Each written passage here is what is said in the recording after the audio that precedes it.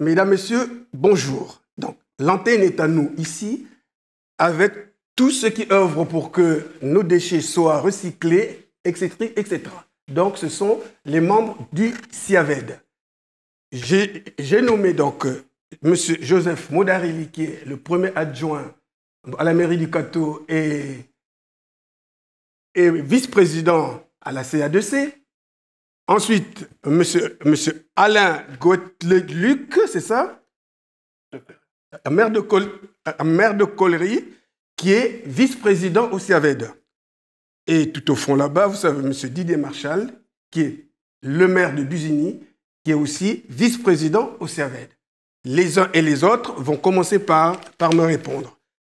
Messieurs, depuis décembre, donc, il y a beaucoup de nos concitoyens qui parlent avec frénésie du compostage.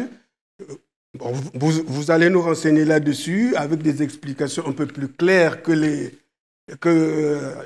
les rumeurs. Ensuite, nous parlerons des outils, ou plutôt quels sont les matériels nécessaires pour ce compostage. Et nous allons parler de ceci, de ce calendrier que nous voyons qui nous cause beaucoup de soucis. Alors, on va commencer par ce calendrier. Pourquoi avoir tout concocté sur la même feuille? Disons, au niveau du calendrier, bon, il a été établi par des personnes du CIAVED. Là-dessus, je ne peux pas vous répondre. Par contre, il existe un calendrier sur le site du CIAVED où vous avez 6 mois d'un côté, 6 mois de l'autre, avec les différentes couleurs pour la poubelle des ordures ménagères, pour la poubelle du tri et pour le verre. Donc vous avez la possibilité de trouver ce calendrier sur le site du CIAVED, qui est très simple. Là, ils ont voulu bien faire, et c'est vrai qu'il est bien, ce calendrier. Oui. Ce qu'il faut, c'est le comprendre. Et c'est vrai que c'était peut-être pas évident pour les personnes âgées. On en est conscient. Bon. Et donc, pour avoir un calendrier très net, il faut aller sur le site de CIAVED. Et sur le site de CIAVED, chaque ville a son calendrier. Oui. Allô Didier. Oui, bonjour à tous. Ce qu'il faut comprendre, c'est que le calendrier du CIAVED tel qu'il est présenté, c'est un calendrier qui se veut universel. C'est pour ça qu'il paraît compliqué. Parce que sur cette feuille-là, en fait, on peut, comme on vient de le dire, sur le biais du site, retrouver le calendrier de toutes les communes qui sont desservies qui font l'objet d'une collecte par le CIAVED. C'est pour ça qu'il paraît complexe. Par contre, je voudrais présenter une chose. On l'a dit, il y a le site du CIAVED, c'est intéressant.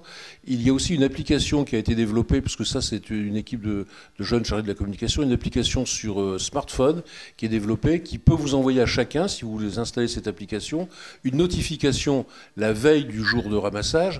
Donc vous n'avez pas besoin d'avoir le calendrier en tête, et qui vous dit, pensez à sortir vos poubelles.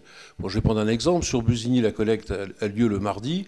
Eh bien, le lundi soir, ceux qui sont équipés de cette petite application sur leur smartphone vont recevoir une notification. Les jeunes savent très bien ce que c'est, les moins jeunes aussi, et les plus anciens s'y mettent ardemment, croyez-le bien. La preuve, c'est, je peux en parler savamment. Et donc, on vous dit, pensez à sortir vos poubelles. Et cerise sur le gâteau, comme vous le savez, la collecte est séparée entre les ordures ménagères, les déchets, les déchets recyclables, la poubelle jaune en clair, et les verts. On vous précise la veille lesquelles poubelles vous devez sortir. Donc ça, c'est un vrai plus. Alors, je ne dis pas que ça met à la poubelle, c'est le cas de le dire, l'ancien calendrier, mais ça peut aider bigrement.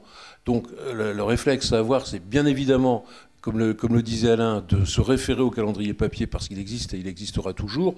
Si vous avez un problème, je pense que chacun peut se rapprocher de sa mairie, on expliquera la manière de l'utiliser. Et surtout, c'est pas idiot du tout de prendre l'application smartphone. Je suis pas un fada de ce genre de truc, mais le lundi soir, j'ai quelquefois autre chose à penser que de sortir mes poubelles, et j'avoue que c'est utile. Alors, quelquefois, je fais ou je fais pas en fonction du niveau de remplissage de mes bacs, mais ça aide sérieusement. Et c'est utile pour tous. Voilà ce que je voulais dire. D'accord. Alors, Joseph, un petit mot là-dessus, peut-être? Oui, concernant le ramassage des poubelles, effectivement, bon, pour le Cateau, je parle pour notre ville, donc le ramassage du bac jaune et du bac marron, donc les déchets, je dirais déchets ménagers et autres, c'est le bac marron, donc il ne faut pas le confondre avec le bac jaune qui, lui, est ramassé tous les 15 jours. Donc les ordures ménagères, proprement dit, sont ramassées tous les mardis. Donc moi j'invite tous les catésiens à sortir leurs poubelles la veille au soir, de façon à ce que les poubelles ne débordent pas sur les trottoirs, ce qu'on constate malheureusement de plus en plus, et puis les rentrer dans la mesure du possible. Je comprends bien que les gens qui travaillent ne puissent pas les rentrer dans la foulée du passage du camion. Mais pour éviter les débordements que l'on connaît, je pense que le soir du ramassage, donc le mardi soir, il ne devrait plus y avoir de poubelles sur nos trottoirs. La complexité des choses, c'est que les poubelles sont relativement grandes, et qu'on puisse aussi comprendre que certains appartements ne puissent pas les recevoir. Mais dans la mesure du possible, j'invite les catésiens pour pour la beauté et puis l'homogénéisation de nos rues, de faire en sorte que les poubelles ne traînent pas systématiquement sur le trottoir. Et aussi, j'invite les catésiens à trier de façon correcte les poubelles. Savoir que dans les bacs jaunes, on ne met que des papier et les bouteilles plastiques, tout ce qui est... Et cette année, depuis donc 2024, le tri s'est élargi à beaucoup plus de choses qu'auparavant. Et à contrario, le bac marron recevant les ordures ménagères est de façon réduite. Donc, dans la mesure du possible également, faire en sorte que le bac jaune se remplisse correctement, qu'il ne déborde pas. J'invite ceux qui ont des cartons de façon conséquent à aller à la déchetterie. On va vous préciser tout à l'heure les horaires d'ouverture de la déchetterie qui sont légèrement modifiés, mais voilà, de faire en sorte que notre ville reste propre, malgré le fait que des poubelles, ça reste des poubelles. Voilà. Donc, ça n'est pas compliqué. Je pense que c'est pour le bien-être de tous, que c'est de la citoyenneté, c'est du bien vivre, faire en sorte que nos poubelles soient rentrées correctement. Alors, André, je voudrais également préciser à Beffrovision que je suis ici en tant qu'adjoint au maire, effectivement, vice-président de la communauté d'agglo. Pourquoi? Parce que la communauté d'agglo a la compétence ramassage des déchets. Cette compétence a été déléguée au CIAVED et c'est pour ça que mes deux collègues sont à côté de moi pour parler de tout cela, puisque nous n'avions pas, nous, les capacités techniques et logistiques de pouvoir gérer ce genre de choses, parce que la gestion des déchets est une chose très, très, très complexe. Et preuve en est, c'est qu'on va vous en parler un peu plus longuement. Donc voilà. Je voulais préciser ces choses-là avant d'aller plus loin dans le débat. Bon, par contre, il reste un petit souci avec la poubelle du verre. Il est ramassé à quel rythme? Une fois par mois. La poubelle du verre est ramassée une fois par mois. Bien. Et ici, je vois quelques interdictions. Alors, il y a les déchets verts, les textiles, les piles. Et puis ici, je vois le plastique souple et les pots. Où est-ce qu'il faut les mettre? Logiquement, le plastique mou, on va l'appeler comme ça, oui. Il doit être mis dans la poubelle ordures ménagères. Ouais. Bon, parce que ici, là, il est barré. Pour la poubelle jaune, il ne peut pas y entrer. Alors, finalement, il va où? Eh bien, dans la poubelle des ordures ménagères. Je trouve que c'est un peu ambigu parce que... qu'est-ce qu'on appelle plastique souple? C'est tout ce qui est, sachet de congélation, plastique d'emballage des packs d'eau minérale, d'eau... tout ce qui est pack et compagnie, c'est ça. C'est ces plastiques-là. Bon. OK. Donc ça doit rentrer dans le ménager. Oui. Donc j'ai bien compris. Alors, maintenant, on va parler un tout petit peu de ce qu'on appelait ici le compostage. Ça démarre quand? Le compostage, logiquement, il devait démarrer le 1er janvier 2024. Okay. On n'est pas prêt. Bien. On n'est pas prêt, ce qui veut dire qu'aujourd'hui, le compostage était fait surtout pour tout ce qui est déchets verts, pour tout ce qui est déchets alimentaires. Donc aujourd'hui, les déchets alimentaires, on continue à les mettre dans la poubelle des ordures ménagères. Ça, jusque je veux dire le 1er janvier 2025, date à laquelle on va commencer à gérer ces déchets-là. La gestion de ces déchets-là va se faire sur un laps de temps qui va aller du 1er janvier 2025 jusqu'au courant 2026. Alors aujourd'hui, ce que l'on préconise, c'est de demander aux gens qui ont la possibilité de composter, c'est-à-dire de mettre leurs déchets ménagers ainsi que les déchets verts dans un composteur. Au niveau des composteurs, il faut savoir que vous pouvez obtenir un composteur de 400 litres pour un coût de 15 € et un composteur de 600 litres pour un coût de 18 €. En sachant qu'aujourd'hui, on va peut-être être pris dans la fourniture des composteurs parce que il y a une pénurie au niveau du bois, il y a une pénurie au niveau de pas mal de choses, donc on finira peut-être l'année 2024 en manquant de composteurs parce que les fournisseurs n'arrivent plus à nous en procurer, faute de matières premières, ce qui est quand même dommage. C'est vraiment dommage parce que les gens plus, ils se posent la question où les trouver, comment faire pour les avoir? Au CIAVED. Vous pouvez faire des demandes directement au CIAVED. Bon, alors... Ce que je veux souligner une chose, oui. c'est que les composteurs dont Alain vient de parler sont effectivement ceux qui sont fournis par le CIAVED. Oui. Ils sont fournis à des prix intéressants. Ça, c'est l'intérêt d'avoir un service public ou une collectivité qui prend en charge ce type d'activité. Mais les composteurs, on peut en trouver partout. Je veux dire, des composteurs de 400 litres, c'est peut-être trop grand pour certains. On peut en trouver dans les magasins de bricolage, dans les jardineries. C'est pas le même prix, c'est tout. Alors ensuite, effectivement, ce à quoi on s'attend, c'est qu'il y ait une ruée sur ce type de matériel, bon, ce qui explique les difficultés qu'on peut pressentir aujourd'hui. Bon, ça, on verra. Je veux dire, ça, c'est l'air du temps, mais on verra. Alors, tout à l'heure, on a parlé d'ordures, de déchets ménagers qui vont dans les composteurs. C'est pas tous les déchets ménagers. Hein. Les plastiques mous, ils y vont pas. On en parlait tout à l'heure. Par contre, ce sont les biodéchets qui vont dans les composteurs. Et en 2024, ce qui devait être prévu, c'était l'interdiction de mettre les biodéchets dans les ordures ménagères. Et ça, c'est reporté en 2025. Alors, c'est pas propre au CIAVED. Ne traduisez pas par là que le CIAVED est pas au rendez-vous de l'histoire. C'est qu'en fait, toute la filière, au niveau national, c'est pas organisé pour traiter encore les biodéchets. Ça va venir. On l'a dit, on a une espèce de moratoire. Le traitement des biodéchets est imposé par une réglementation qui est une réglementation européenne qui nous dépasse un peu. Et dans la pratique, certes, l'Europe, et c'est son rôle, met la pression sur un certain nombre de choses pour que ça avance. Mais après, il faut bien que derrière, ça suive. Donc voilà, on a ce moratoire qui vient de vous être expliqué. On va y aller. C'est une incitation à faire les choses. On va les faire. Et ça pose des tas de difficultés logistiques.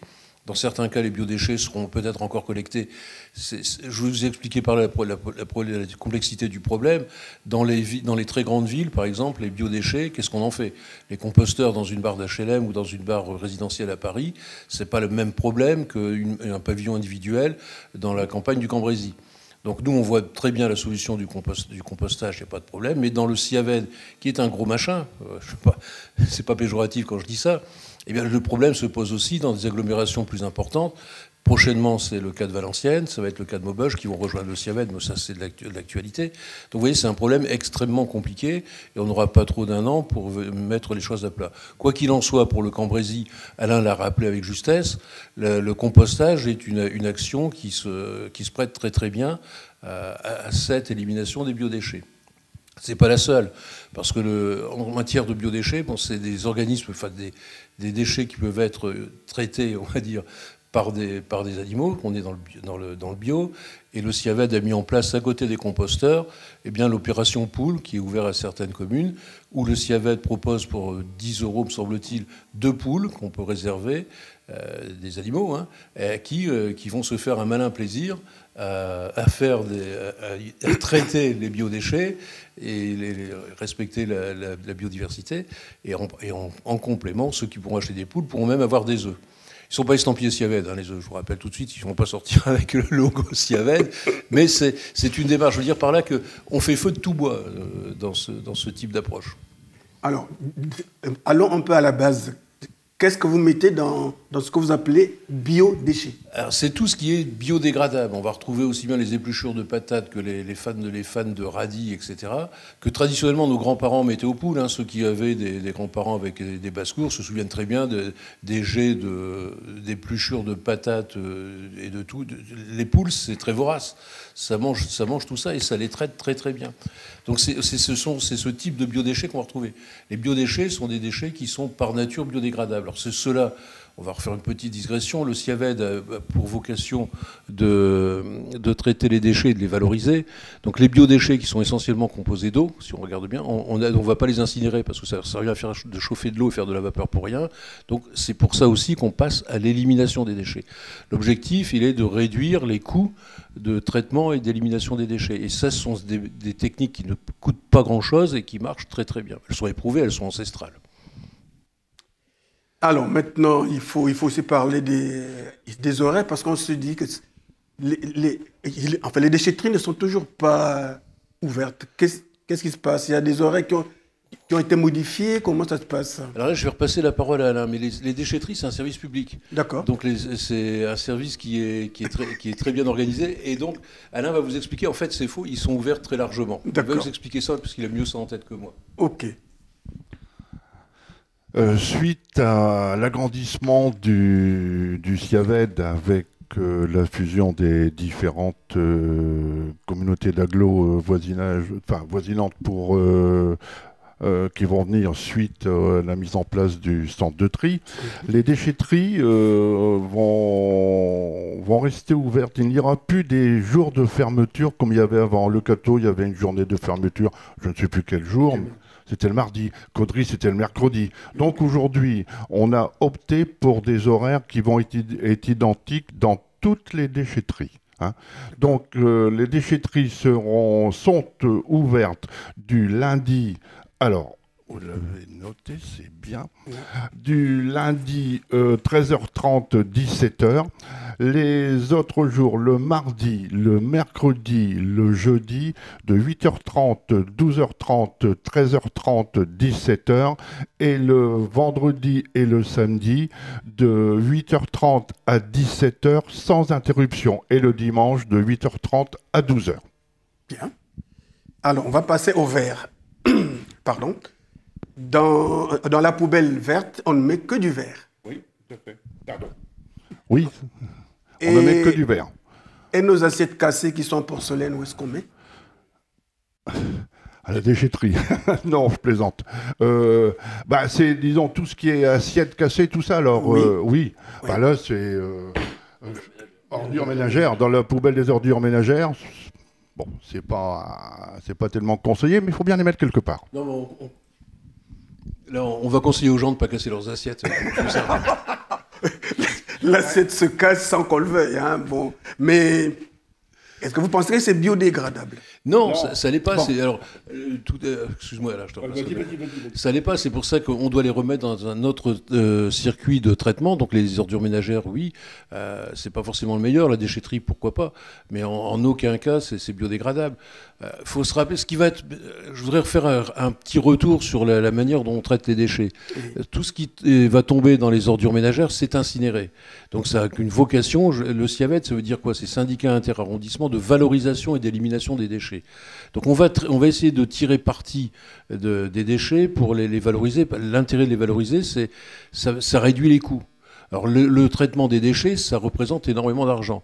Les valoriser, ça revient à réduire les coûts. Quand on brûle des déchets qui sont combustibles, on peut faire de la production de chaleur, on peut chauffer une partie de ville, ce sont des réseaux de chaleur urbains, et le CIAVED en exploite 2, à Douchy-les-Mines et à Denain, ou de la production d'électricité, qui est revendue, puisque c'est aujourd'hui le marché de l'électricité qui le permet. Donc ça engendre des recettes pour le CIAVED. Premier point, donc on valorise les déchets. Tu parlais du verre tout à l'heure, André. Le verre, c'est pareil.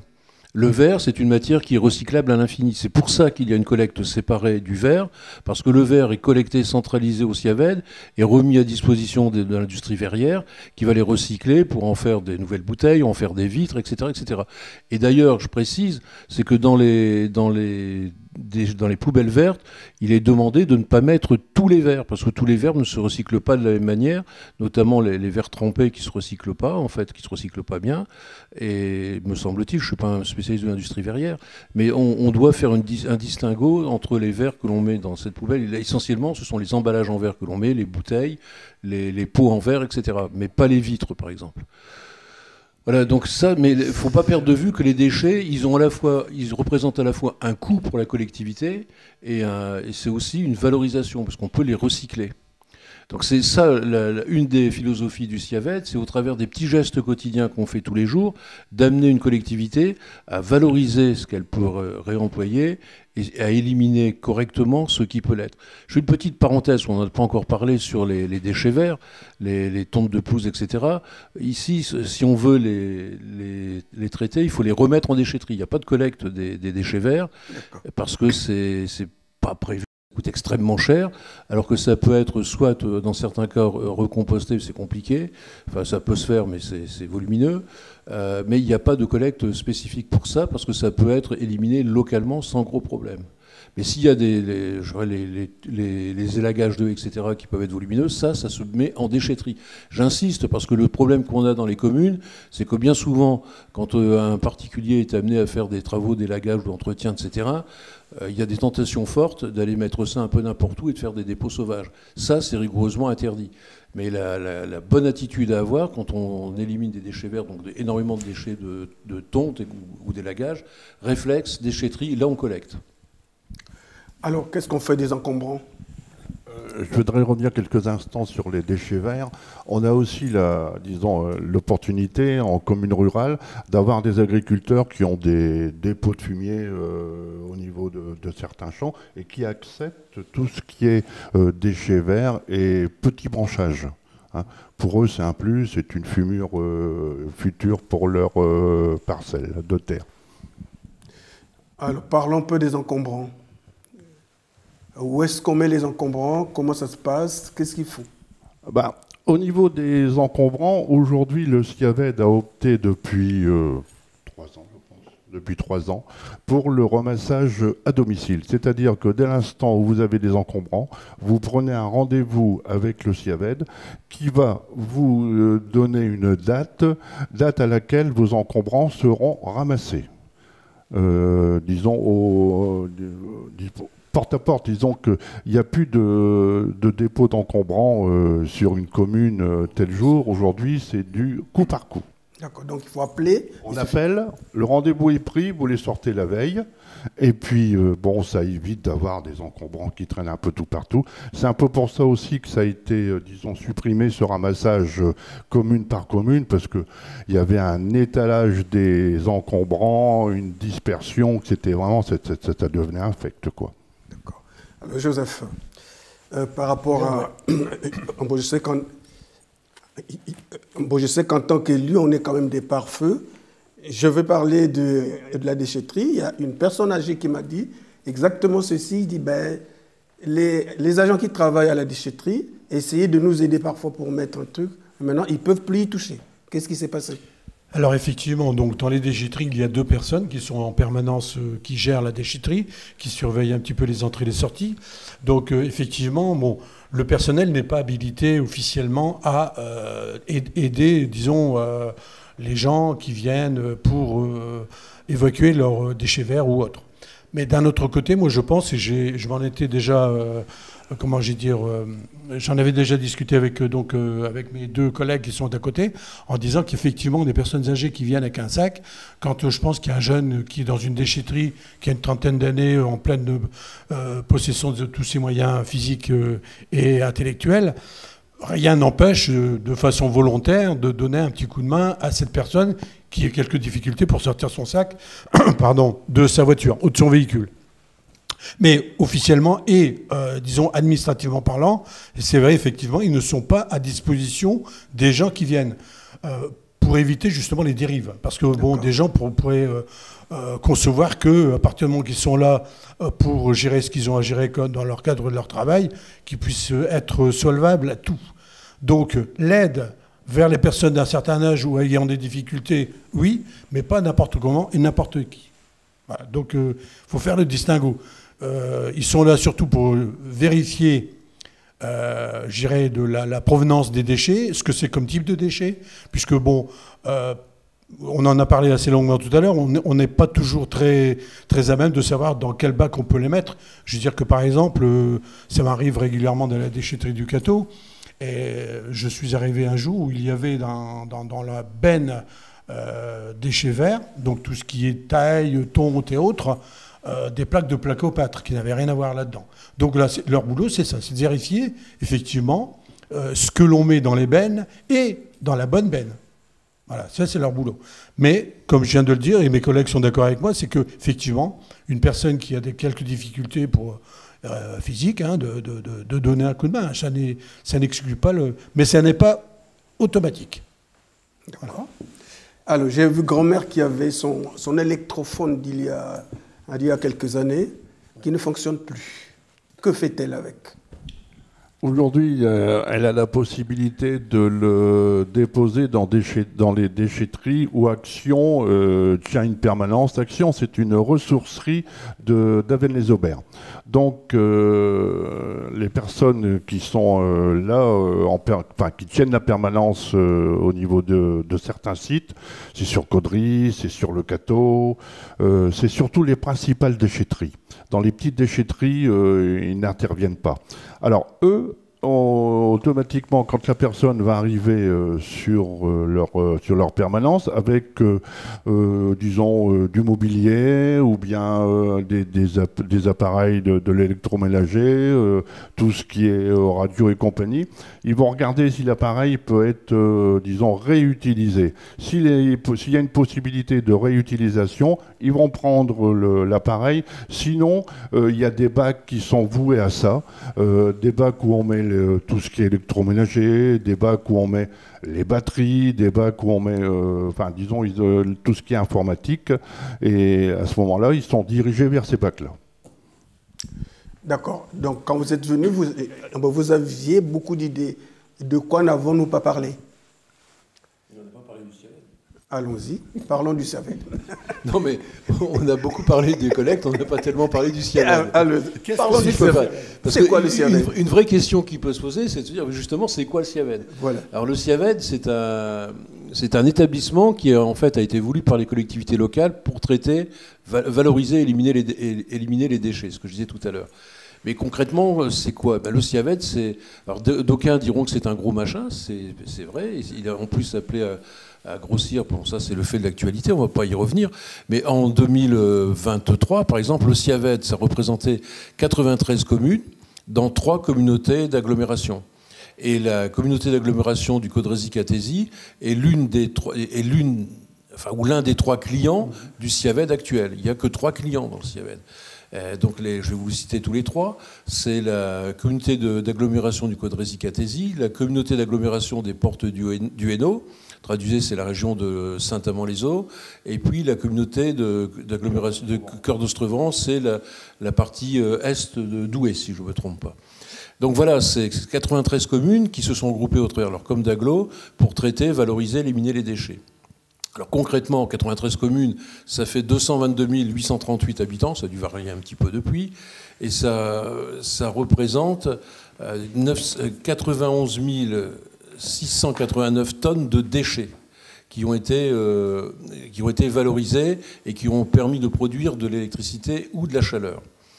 En ce qui concerne la collecte sur l'ensemble des 3 com d'agglo, donc sur les 93 communes, c'est 85 495 tonnes de déchets qui ont été collectés, donc ramassés, et c'est à peu près le même tonnage qui a été déposé dans les déchetteries.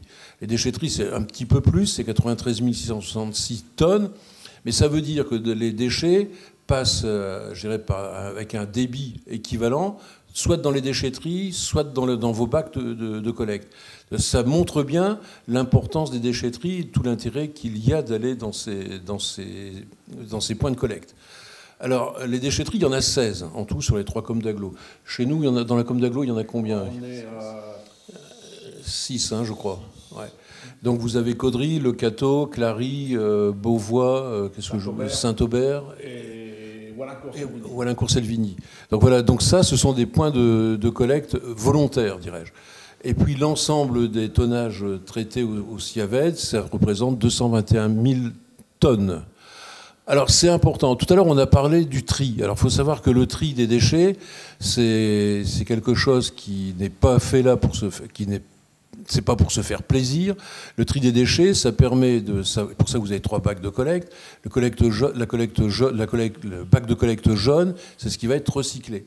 Il n'empêche qu'il faut bien que dans ce bac, on soit vigilant et qu'on n'y mette pas n'importe quoi. Parce qu'on va pas... Si on mettre ce qui ne se recycle pas dans un bac jaune, ça revient à le polluer. Donc ça revient à éliminer l'ensemble du bac. C'est ce qu'on appelle des refus de tri. Or, les refus de tri, soit ils sont incinérés, soit, si franchement c'est des déchets ultimes, ils sont mis en décharge. La décharge, c'est la plus mauvaise solution que l'on puisse imaginer. C'est celle qui prévalait il y a 50-60 ans où on mettait les ordures un peu n'importe où.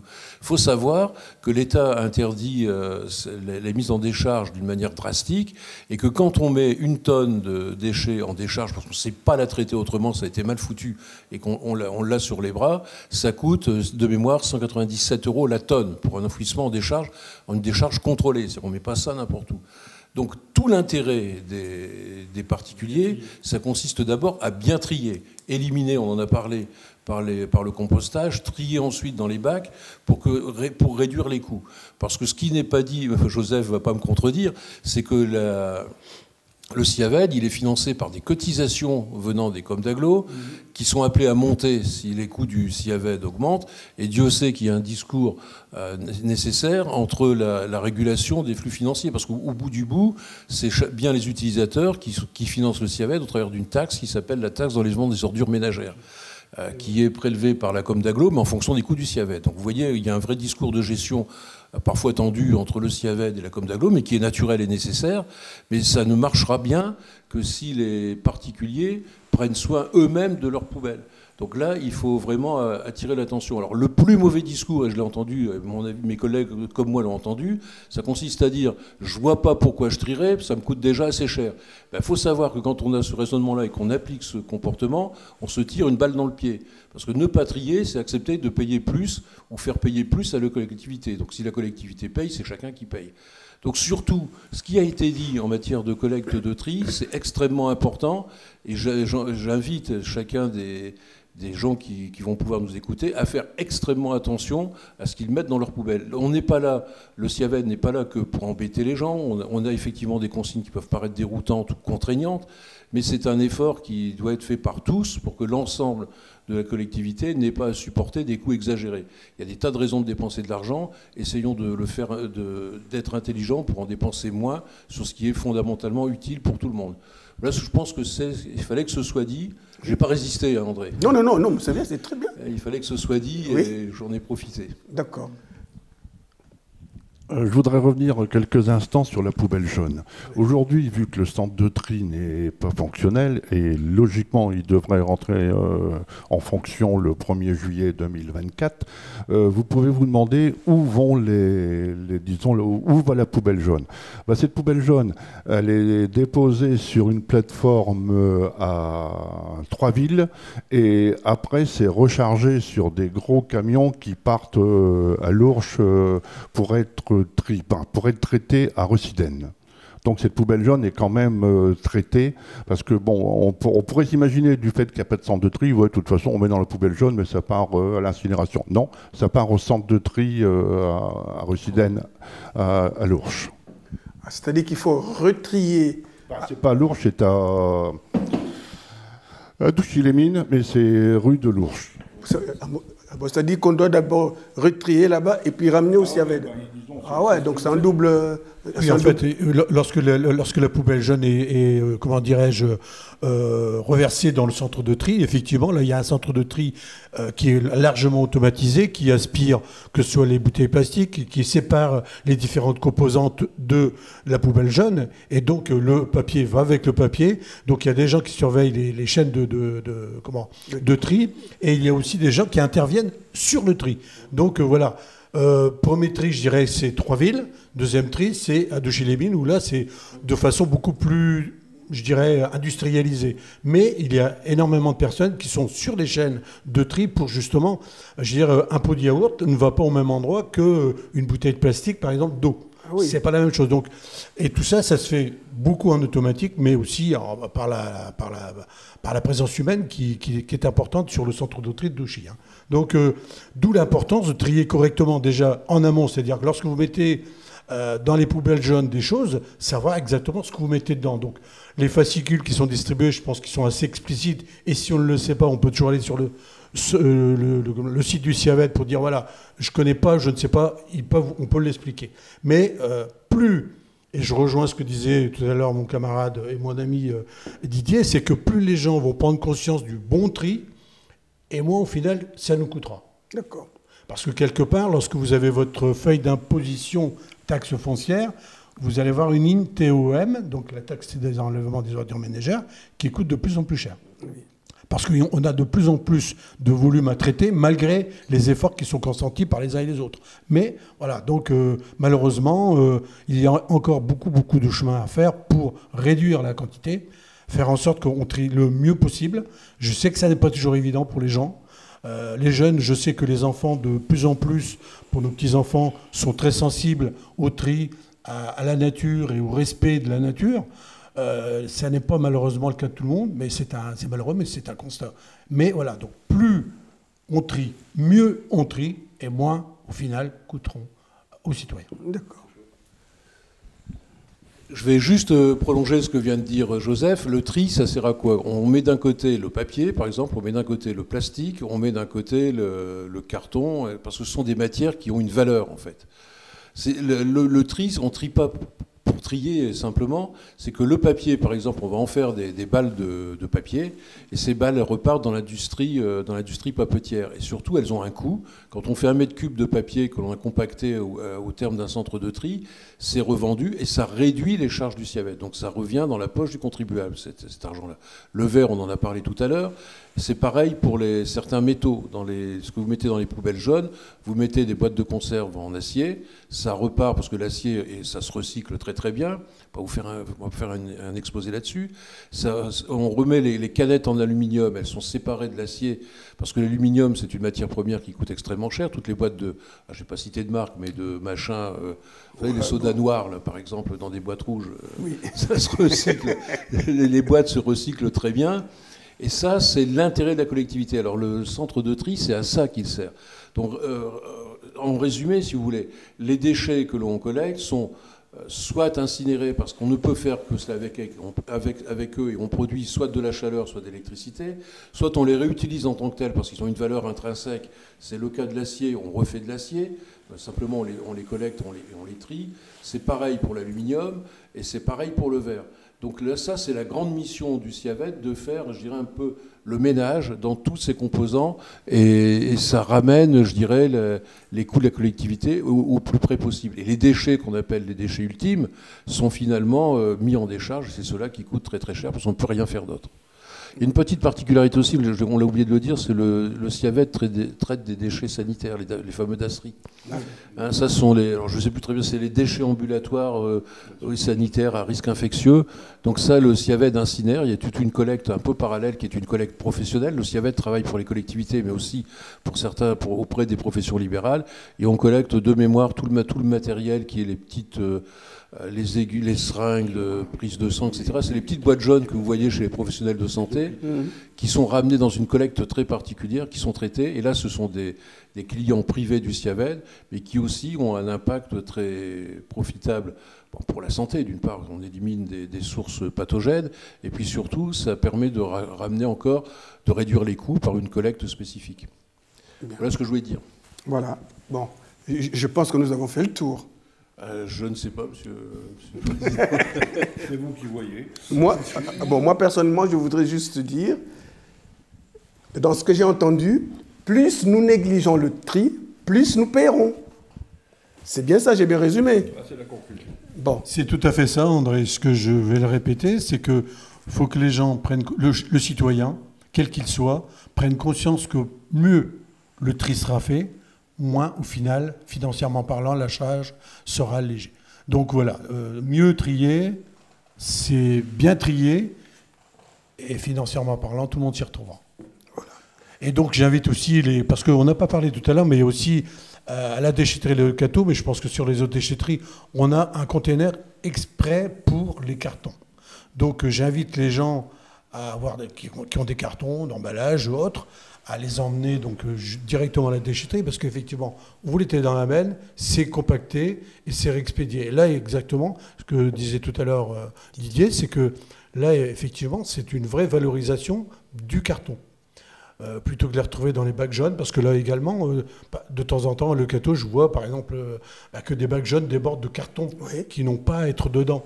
Et je veux dire que là également, c'est un refus de tri, ou ça va être un tri plus compliqué qui va encore générer des efforts supplémentaires. Donc n'hésitez pas à aller à la déchetterie, elle est ouverte assez grandement pour justement faire en sorte que tous ces cartons qui n'ont pas lieu d'être dans les bacs jaunes se retrouvent directement à la déchetterie. Je sais, il faut aller à la déchetterie, mais parfois on passe devant avec son véhicule, ça ne coûte rien de faire un petit détour et de le déposer. Voilà, donc je pense que chacun doit faire un effort maintenant.